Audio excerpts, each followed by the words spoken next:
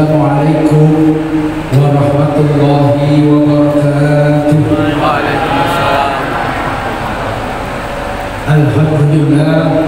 Alhamdulillahirabbil alamin. Wassalatu wassalamu ala asrofil anbiya wal mursalin wa ala alihi wa sahbihi wa barik wa sallim ajma'in, amma ba'd. Yang kami hormati para alim, para ulama, wabil khusus Bapak Kiai Haji Amin Anas selaku Suriah Majelis Wakil Cabang Ibu Cabang Tarik. Yang kami hormati Kiai Haji Ma'ruf Razi, Ketua Aswaja Center PWNU Jawa Timur, sekaligus Ketua Komisi Fatwa Majelis Ulama Indonesia Provinsi Jawa Timur. Allahumma sholli ala Muhammad. Assalamualaikum warahmatullahi wabarakatuh.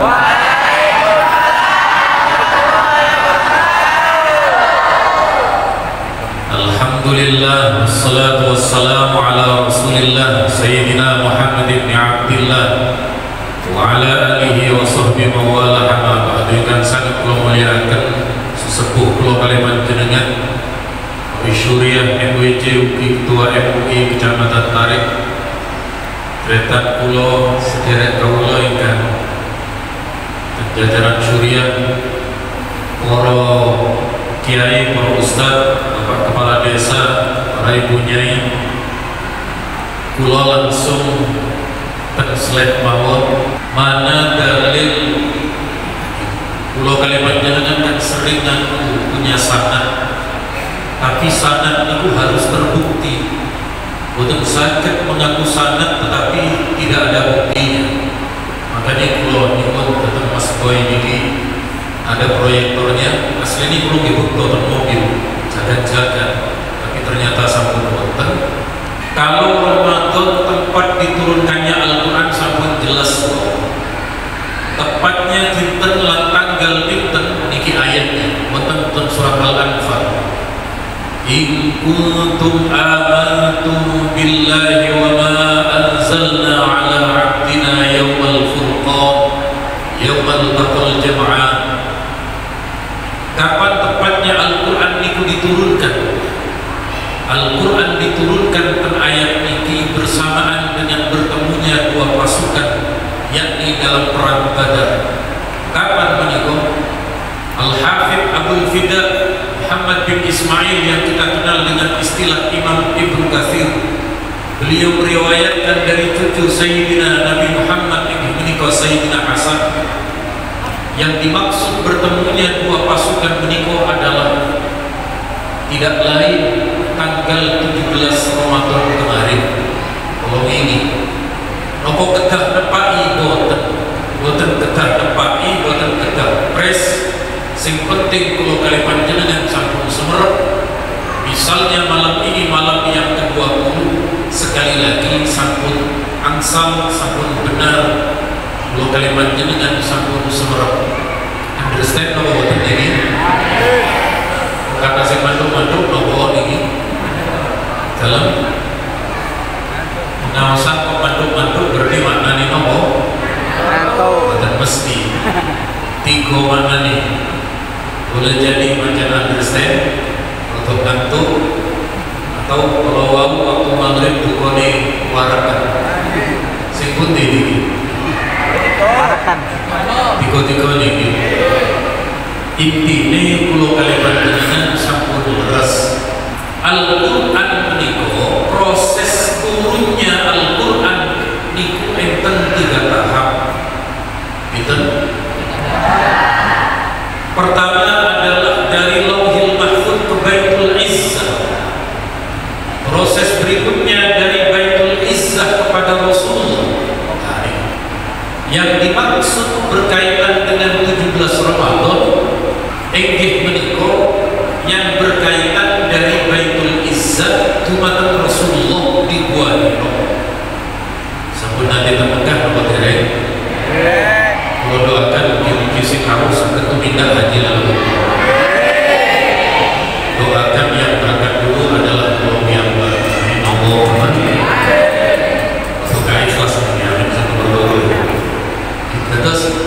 Intinya kalau kalimat jenengan terkait dengan turunnya Al-Quran. Kalau ada yang mengatakan katanya Al-Quran diturunkan di malam Lailatul Qadar, inna anzalnahu fi Lailatul Qadar, sementara Lailatul Qadar di tanggal 20 ke atas, dimaksudnya dari Lauhil Mahfuz ke Baitul Izzah. Terus betul letak yang di malam Lailatul Qadar di atas 20 dengan yang 17 Ramadan prosesnya berbeda. Fahim tuh? Terus semindah balik pulau kalimat jenengan menikah dalil dasar. Terus menurut saya pulau ngaji macam remen Pak. Kenapa? Supaya panjenengan sumber. Berarti orang NU itu ada dalilnya. Panjenengan sakit ningali piyambak, mangke wau sampun kula share, panjenengan los. Sakit panjenengan mangke pengawasan, sakit panjenengan nang majelis taklim disampaikan ilmu ini. Sekali lagi kula kali panjenengan terkait dengan masalah apa yang kula kali panjenengan amalkan, misalnya berkaitan dengan membaca Al-Quran saat ziarah kubur. Kalau dibaringkan ke alam kubur, panjenengan ingin cepetan atau belakangan? Cepetan. Kalau belakangan Pak, kalau belakangan Bu Setoyo sudah meninggal kan panjenengan piyambak tentunya. Akhirnya karena yang lain sudah meninggal, niki meninggal terakhir, maka kemudian mandi piyambak, kafanan piyambak, kuburan bukti. Segitu pun digeri-geri coba-coba. Mana dalilnya? Dalil hadis. Abdurrahman bin Ala bin Lajlan beliau berkata, bapaknya itu yang berpesan, "Idza ana mitu fa'alhid." Beliau ini berpesan, kalau nanti saya dikubur lalu tutup liang lahat, tsumma qra'in darasi bi Fatihatil Baqarah wa khatimatiha. Bacakan awalnya surat Al-Baqarah dan akhirnya surat Al-Baqarah di dekat kepala saya. Misalnya, ini kan misalnya kuburan nih, maka di sisi arah kepala, ini menikah sisi left sebelah utara, pulau kalimat jenengan dianjurkan berada di dekat kepalanya jenazah. Boleh menghadap ke kiblat, boleh menghadap ke timur, bukan masalah. Yang menghadap ke timur itu diturut Imam Al-Ghazali dan kitab Ihya, supaya seolah berhadap-hadapan dengan jenazah, dengan mayat di alam kuburnya. Lalu kata beliau, saya mendengar Nabi bersabda dan menganjurkan membaca awal Baqarah dan akhir Baqarah. Allahumma shalli ala Muhammad. Panjenengan kasih tahlilan nomor. Kenapa kita tahlilan membaca awal Baqarah kali akhir Baqarah? Niki hadisnya, niki riwayatnya. Berarti betul apa yang kita amalkan hari ini dulu sahabat sebelum mengamalkan, dan itu berdasarkan sabda Nabi Muhammad SAW. Dan hadis ini, riwayat ini, Imam Ibnul Qayyim meriwayatkan, kanatil ansar idza mata lahumul mayyit ikhtalafu ila qabri yaqra'una indahul Qur'an. Dulu sahabat Ansar di Madinah, kalau ada sebagian keluarga mereka, tetangga mereka, rencang kerabat yang wafat, maka mereka bergantian datang ke kuburnya untuk membaca Al-Quran.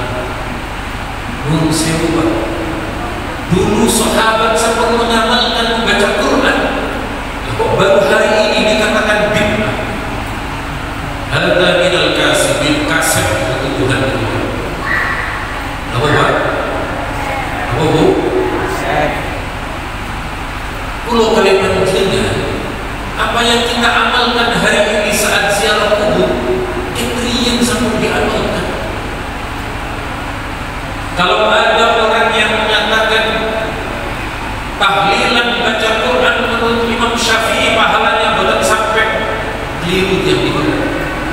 niki riwayat yang kita terima nih. Imam Asy-Syafi'i, imam kita niki pernah ditanya, an qiraatil Qur'an indal qabr. Wahai imam, bagaimana hukum membaca Al-Quran di dekat kubur? Imam kita Asy-Syafi'i menjawab, la ba'sa biha. Boten apa-apa membaca Al-Quran di dekat makam. Berarti sepindah balik, kalau kalimat jenengan hari ini yang kalian Allah telah diturunkan Al-Quran sejak Nabi Muhammad, lalu kalau kalimat jenengan hari ini mengamalkan bacaan Al-Quran menikah di antaranya adalah saat ada orang yang wafat, pun enten dasari, pun enten tuntunani, sampun wonten riwayatnya. Kalau niki disampaikan oleh Imam Ibnu Qayyim dalam kitab At-Tuhur, panjenengan kasih sering ziarah kubur nopo boten? Menampel sering nopo boten? Kalau teng Sidoarjo pun jangan sering. Enten malih beri terus pindah malih kalau kalimat jenengan Sidoarjo niki riyen kathah ngantos sak menika para ulama untuk kalau kalimat jenengan berziarah ke makamnya, lalu kalau kalimat jenengan berdoa kepada Allah sebagaimana yang ada di makam Ampel dan makam-makam yang lain. Keranten tondo-tondo bagian pulau sampun boten berhasilnya nopo tondo ini sikil pulau geringingin. Geringingin berarti sampun nopo? Kalau maksudnya jumatan beliau Ustaz Ibrahim ini untuk kemudian memandu nopo kinten-kinten pertanyaan yang perlu boten jawaban, baik masalah Ramadan, baik masalah fikih atau aswaja, insyaallah mungkin Allah bagi kemudahan membantu menjawabnya. Sampun disampaikan beberapa materi, dua materi.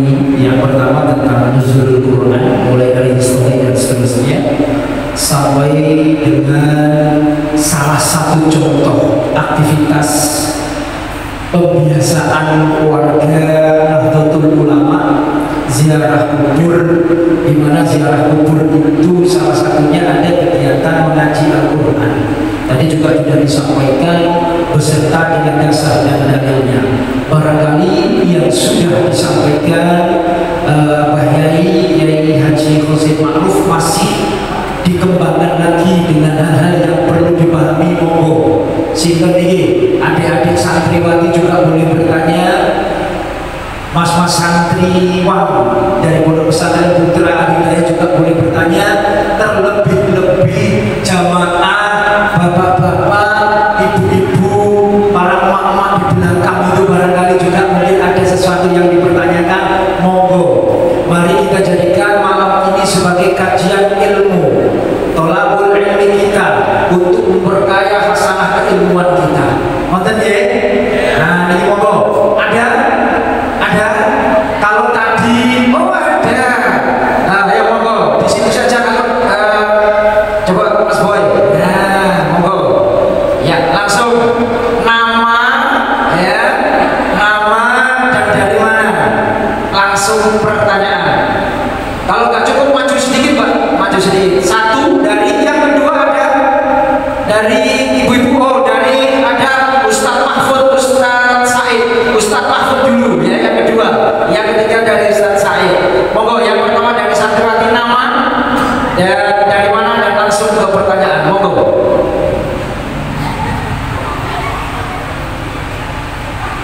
Ojo grogi, mono grogi. Nggih.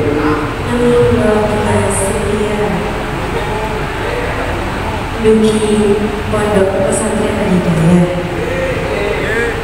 Napa hukum membuat konten di makam para wali?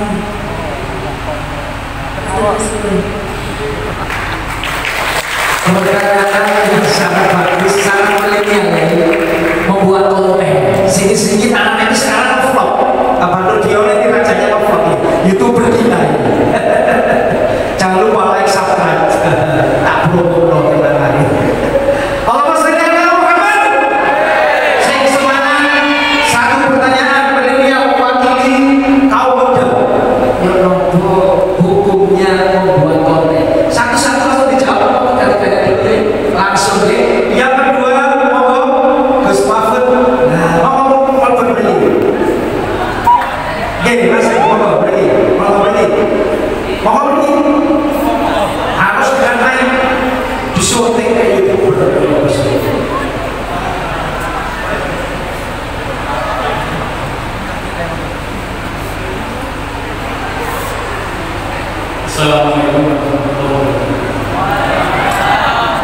ini yang pemahaman saya berkaitan ta'rif bid'ah. Yang ketika saya memahami ta'rif bid'ah itu di benak saya menjadi blunder. Selama ini yang saya tahu berkaitan dengan ta'rif bid'ah adalah suatu ibadah yang ibadah tersebut tidak didasari dengan dalil dan tidak ada contoh dari Nabi. Yang menjadi blunder di benak saya, namanya ibadah kok tidak ada dalilnya. Mestinya kalau disebut ibadah pasti ada dalilnya. Ini pemahaman saya yang keliru. Pokok ta'rif bid'ahnya ini yang perlu direvisi ya. Makanya contohnya ketika tahlilan itu juga benar. Karena separuh saya yang namanya tahlilan misalnya, tahlilan ini nama kegiatan. Nama kegiatan tidak membutuhkan dalil. Silakan diganti buat nomor. Disebut tahlilan karena di dalamnya ada la ilaha illallah. Kemudian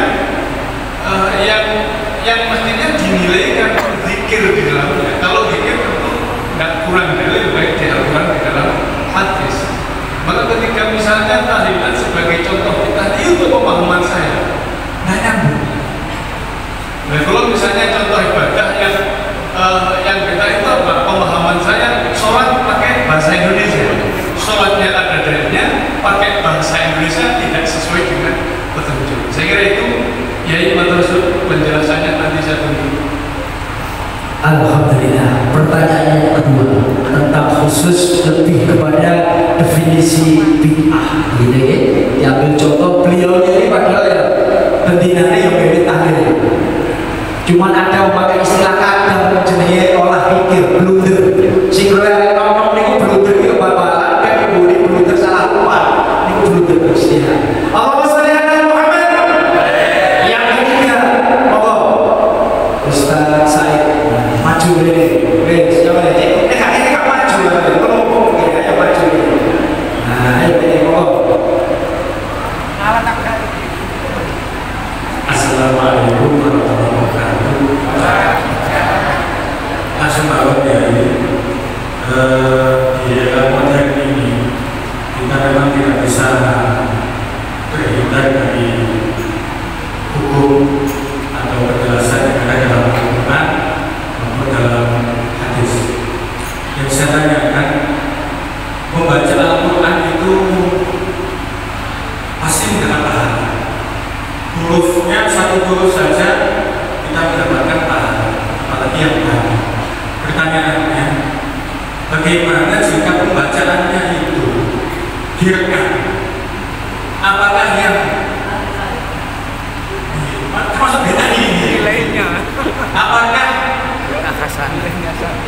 kalimat-kalimat ayat-ayat Al-Quran yang diputar di masjid-masjid itu sama membaca akan mendapatkan pahalanya juga? Termasuk banyak sekali contoh atau pertanyaan, bagaimana jika menakal seakan-akan ini seseorang ini tidak bisa baca Al-Quran, namun tenang pulau bukan segala pros Al-Quran, pros nelakan mawon sakit hati. Apakah itu bisa sampai kepada pahalanya kepada sang? Nah, pertemuan ada. Assalamualaikum warahmatullahi wabarakatuh. Waalaikumsalam. Pertanyaan ketiga di sesi yang pertama tentang bila perlu menggunakan teknologi ini, kita baca Al-Quran kita memakai teknologi. Monggo langsung, monggo.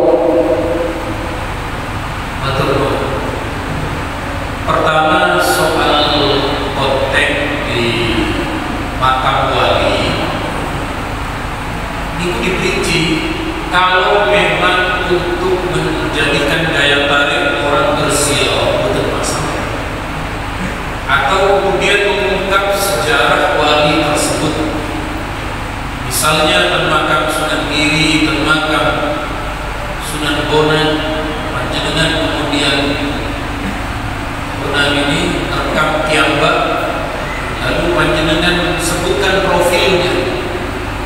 Ini makamnya wali ini, setiap hari dikunjungi, beliau berdakwah. Sesekali panjenengan menambah bacaan-bacaan sejarah. Maka apa yang panjenengan sampaikan itu sahih. Cuma jangan sampai jangan sampai kejadian termakami Mbah Khalil. Beberapa bulan yang lalu ada perempuan joget-joget India di depan makamnya Mbah Khalil, terus diupload ke IG nih, import, dibully nih, kenapa dibully nih, dihujat, akhirnya jalur sepuluh, minta maaf, akhirnya kemudian dihapus nih.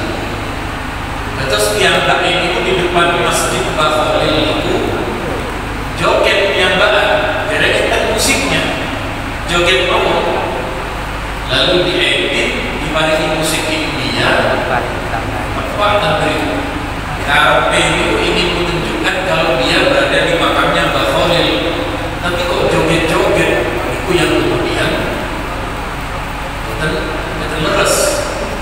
Terus asal buat konten di makam wali, asalkan tujuannya adalah tujuan untuk mengajak ziarah, mengenalkan sosok perjuangan para wali dan nilai-nilai positif lingkungan. Panjenengan sakit. Kalau saya di Facebook saya, panjenengan yang tinggal di Facebook pulau di sampun tentang biru, tapi orang-orang cuma mau membaca tulisan pulau. Pulau itu menyebarkan video pulau di Facebook, itu sih ngelek buatan kakak. Apa berarti uang berenang tinggal di wajah pulau. Tapi nih mau tulisan pulau itu emonan nih. Ambil sebelum Isya pulau itu nge-share, itu pun ribuan sih. Kenapa nama ini? Enten kali kawasan itu. Buatan pusat jauh nopo-nopo nampun buatan ribuan karena wajahnya kan ini disesuaikan dengan tujuannya saya dengan masalah. Nomor kali saking Ustaz Gus yang berkaitan soal bid'ah, terus usul fikih itu ibadah itu ada dua macam, ada ibadah mahdhah, ada ibadah ghairu mahdhah. Napa ibadah mahdhah itu? Ibadah dengan sampun sakit. Nabi sampun membatasi syarat rukunnya pun boten saged ditambahi pun boten saged dikurangi. Gus wau sampun mencatatkan salat itu ibadah mahdhah. Salat itu boten saged diodak-atik niku. Panjenengan karena subuhnya itu seger. Sebelum subuh panjenengan sampun sahur habis 2 piring. Pingin subuhnya 5 rakaat boten saged. Nopo panjenengan sedang kondisi semangat nopo ngantuk tetap 2 rakaat itu boten saged ditambahi, boten saged dikurangi. Ingkang nomor kalih namine ibadah ghairu mahdhah. Ibadah ghairu mahdhah ini perintah umumnya pun wonten. Misalnya apa? Ya ayyuhalladzina amanu sallu alaihi wa sallimu taslima. Allah memerintahkan maca sholawat. Tapi sholawat ini kalian Allah boten dibatasi. Nabi juga boten nyaklekaken. Makanya kemudian setelah itu bermunculan enten sholawat nabiyah, enten sholawat tiba, enten sholawat lan sak piturutipun. Nek niki bukan bid'ah. Karena nopo? Dalil umumnya sampun wonten. Dalil yang beriku memerintahkan secara umum aksa. Bedanya kita dengan Wahabi. Nek Wahabi ini nganggep sedaya itu adalah ibadah mahdhah sedaya. Boten saged ditambah, boten saged dikurangi. Terus pun leres mau ingkang sampun difahami oleh beliau, ibadah yang tidak ada contohnya, ibadah yang kemudian harus mendasarkan pada dalil, niku kalau ibadah mahdhah. Kosong niki ibadah mahdhah. Mulai dari subuh sampai maghrib pun mahdhah niku. Haji niku wukuf, sa'i niku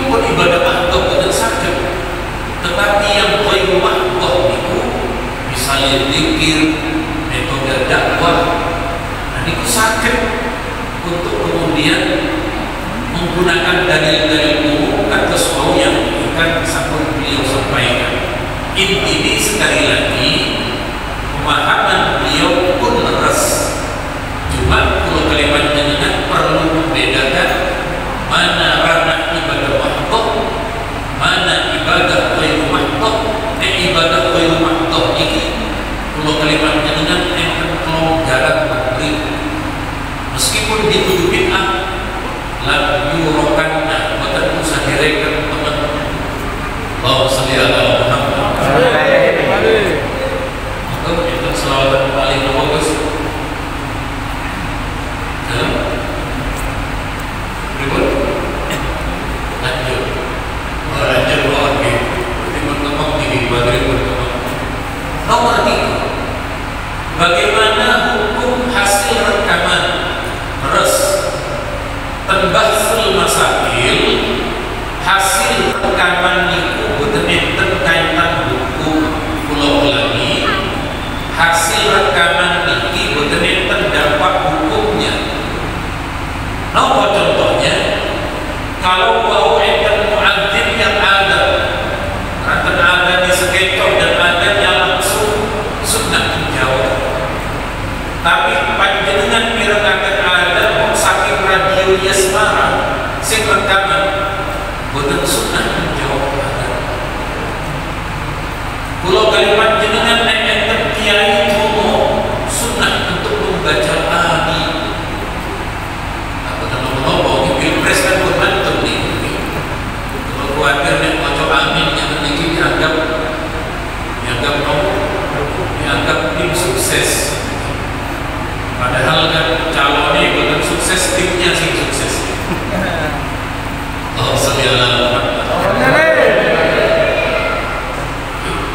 kok ternyata kalau kalimat jenengan enten kiai tumo tapi rekaman bukan sunnah untuk menjawab.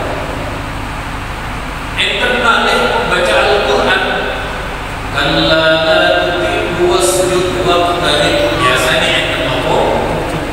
Biasanya enten sujud sajadah atau membaca subhanallah walhamdulillah wa la ilaha illallah wallahu akbar. Nek niku pengawasan Al-Quran secara langsung. Tapi kalau niku rekaman maka kemudian boten enten hukumnya. Bau dimaringi contoh. Kok enten anak boten saged ngaji. Ngapun tempat sampai dia tentunya wayai kula ngaji, panjenengan ngelarang kula, Pak. Wayai kula kajenge derek pengawasan Tariqul Jannah, kali jenengan dikekeh tempat karena akhirnya kula boten saged ngaji, Pak. Karena tidak bisa ngaji tapi kula enten dodolan pulsa. Niki diwajibkan saking surat Yasin, saking YouTube. Niku boten enten dampak hukum. Karena itu adalah rekaman. Kita ulang Yasin sakit rekaman YouTube nyampe nama boten nyampe. Kalau rekaman Yasin dan YouTube itu nyampe, setelah Yasin selesai lanjut lagu dangdut Cinta Satu Malam. Berarti Cinta Satu Malam itu yang apa? Kalau saya membayar kubur di kilau variasi dan pengejaran bulan. Terus sepindah balik yang ada di dalam rekaman itu dampak hukumnya. Terus untuk pulau kalimat jenengan kekuburan itu tegak dengan ngaji piyambak. Nek boten ngaji piyambak nyuwun kepada para hafizul Quran untuk mengkhatamkan Al-Quran.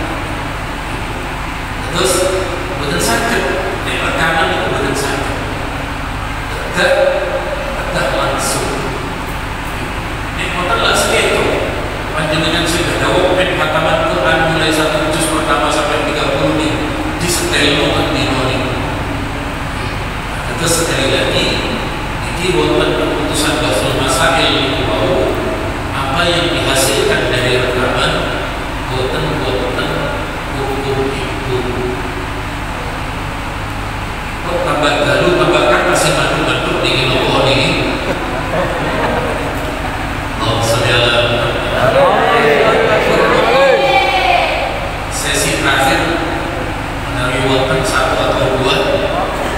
Yang ibu sudah dengan bapak sudah ngajak. Maju. Yo.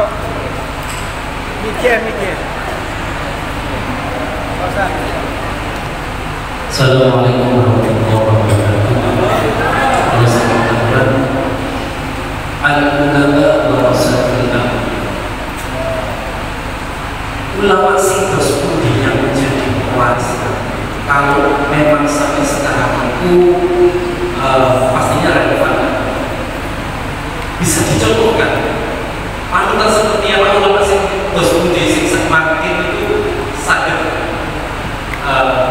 Kita jadikan panutan yang kita lakukan sebagai pewaris para nabi. Terus juga masuk yang kedua.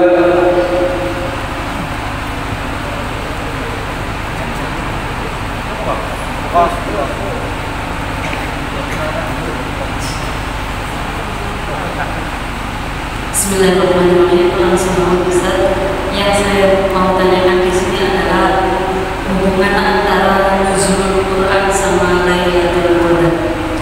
Di dalam surat Al-Qadar ayat pertama itu kan berbunyi inna anzalnahu fi lailatul qadar, bahwa Al-Quran itu diturunkan ketika malam Lailatul Qadar. Berarti yang dimaksud Lailatul Qadar itu pas nuzulul Quran. Nah, umumnya bahkan di kalender itu nuzulul Quran itu diperingati ketika tanggal 17 Ramadan. Sedangkan beberapa hadis itu menyatakan walaupun ada istilah perbedaan bahwa yang dikatakan itu Lailatul Qadar itu ada di seluruh malam Ramadan, ada yang mengatakan bahwa Lailatul Qadar itu ada di 10 terakhir bulan Ramadan. Bahkan di Masjid Besar Thariqul Jannah ini ketika akhir bulan Ramadan itu mengadakan iktikaf sahur bersama dari mulai malam 21 itu bagaimana Ustaz? Apakah memang ada hubungannya antara Lailatul Qadar dengan nuzulul Quran? Tapi kok prakteknya seperti ini di masyarakat kita? Assalamualaikum warahmatullahi wabarakatuh. Kita cek boleh. Ya, langsung. Dirantos mereka. Dirantos ini. Terima kasih kemudian saya kembali mau menanyakan masalah penjelasan bahwa Quran yang direkam itu kemudian dibunyikan tidak salah, tidak hukumnya. Itu pengertian tidak ada hukumnya yang bagaimana? Karena saya pernah dengar ulama tidak mengenalkan kalau tidak dalam kecil atau bagaimana detail ayat-ayat syiar Quran demikian.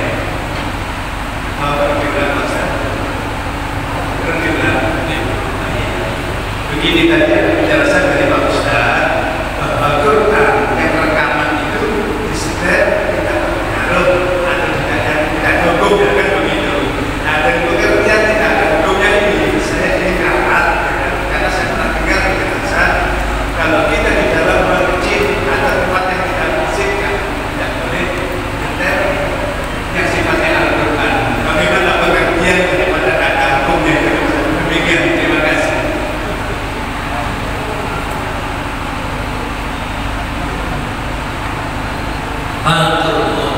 Al-ulama warasatul anbiya.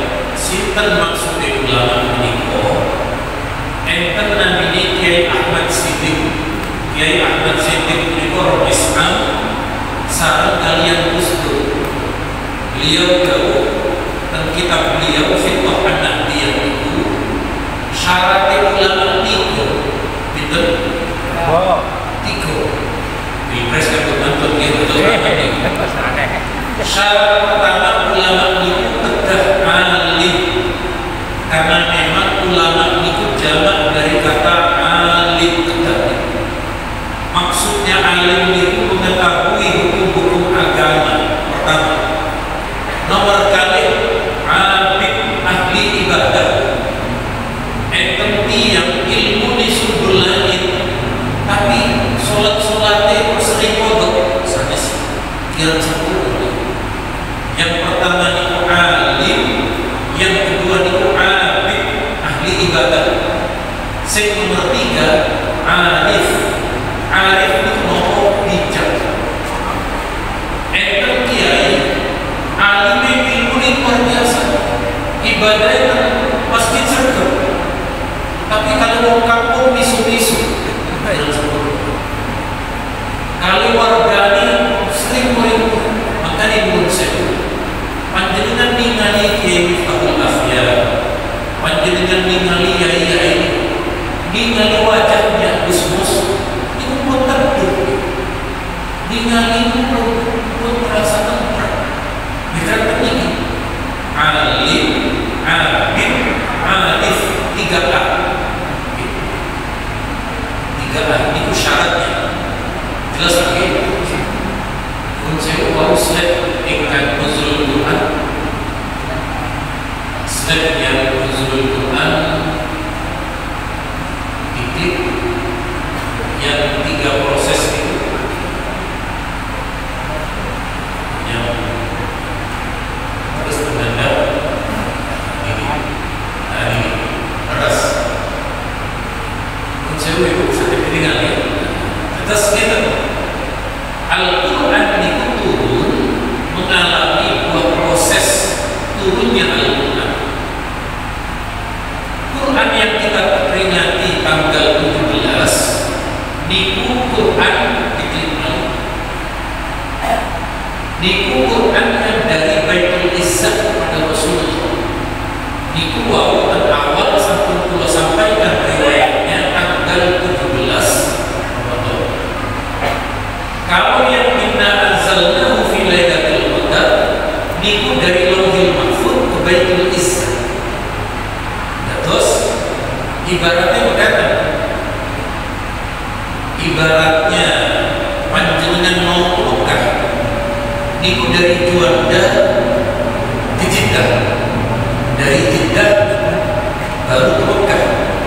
Niku gambarannya niki Lauhil Mahfuz kali Baitul Izzah niki ibaratnya adalah malaikat tempat transit ibaratnya ini sampai dari Semeru dari Nabi Sudiwan Negeri cuma niki gambaran itu Quran diturunkan dari Lauhil Mahfuz ke Baitul Izzah niku di malam Lailatul Qadar di atas tanggal 20.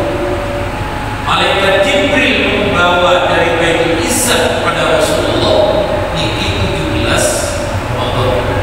Mau ayatnya satu, dalam hadisnya juga satu. Terus intinya bukan bertentangan, cuma konteksnya yang berbeda, waktu dan tempat yang kemudian bersama. Rantam ini sebut jam 11:30. Dan panjenengan benjing tetap kuat masih muter. Seperti dengan Al-Quran yang kemudian rekaman yang katanya tidak membawa dampak hukum, tapi nomornya ke kamar mandi berdebar itu better balik. Terus kita Rasulullah niku beliau punya cincinnya Rasulullah niku enten lafaz Allahnya.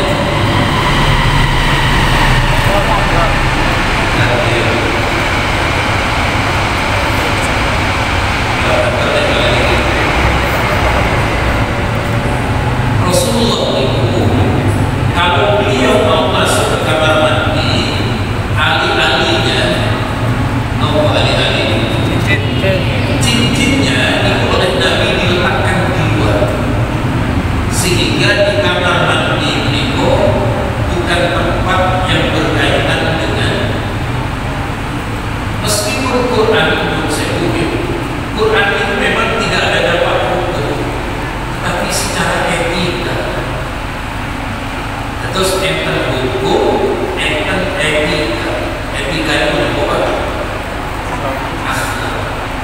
Terus niki lebih kepada akhlak kula kalimat jenengan kan hukum itu enten dan ini akhlak. Maka kiran prayogi Pak prayogi itu yang penting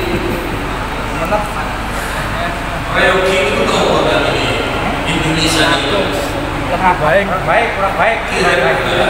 Kira pantas, kira layak. Kalau kemudian itu dibawa ke dalam, tapi ini secara hukum betul. Itu 10 kali pentingnya. Di samping itu hukum, enternya ini umur, kerana sambut dan sedoyo, kok semarang, jangan sambut bagus. Jangan panjenengan sedekah sekali waktu langsung kepagi dengan keluarga. Kulo saja setengah. Kulo tuh gigi kasih jalan ini bojo kulo. Hal ini bukan ini kulo oleh bojo kulo. Saudara. Terus ini monggo kulo kali panjenengan apa yang kita amalkan yang sudah kita terima dari guru-guru saking pesantren, saking dalilnya. Kalau itu berkaitan dengan tuduhan bid'ah, itu sampaikan sebab yang dituduh bid'ah itu sanes ibadah makhluk, tapi ibadah engkar memang Nabi itu memberi kelonggaran melalui ijtihadnya ulama. Sepindah balik saking pulau cepat semangat untuk doanya makin kiai sepuh, kiai yang ubannya lebih banyak. Sebab uban kulo dari segi kebenaran. Uban ini bukan Allah bukan besar. Allah besar ini berikut asli juga berkabulkan. Aku tadi itu sepindah balik untuk kelaparan yang akan dibangun. Wassalamualaikum warahmatullahi wabarakatuh. Waalaikumsalam warahmatullahi wabarakatuh. Mudah-mudahan apa yang sudah disampaikan beliaunya Kiai Haji Ma'ruf Qasim betul-betul membawa berkah untuk kita semuanya, memberikan pencerahan keilmuan kepada kita semuanya, dan insyaallah mudah-mudahan nilai waktu dan kesempatan bisa kita lanjutkan dengan sesi-sesi belajar berikutnya. Doa untuk Rasul Bapak Kiai Haji Amin Abbas Pulau Sumatera.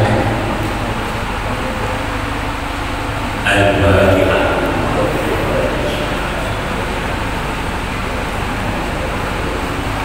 Allahumma salli ala sayyidina Muhammad ya man wa fi umri kai ya man fi ya man fi ajilati ya man fi syarif ya man fi ali hamid ya man fi yudi ya man fi Allah katsir. Allahumma akrimna bi nuril fahmi akhrijna min dhulumatil wahmi wa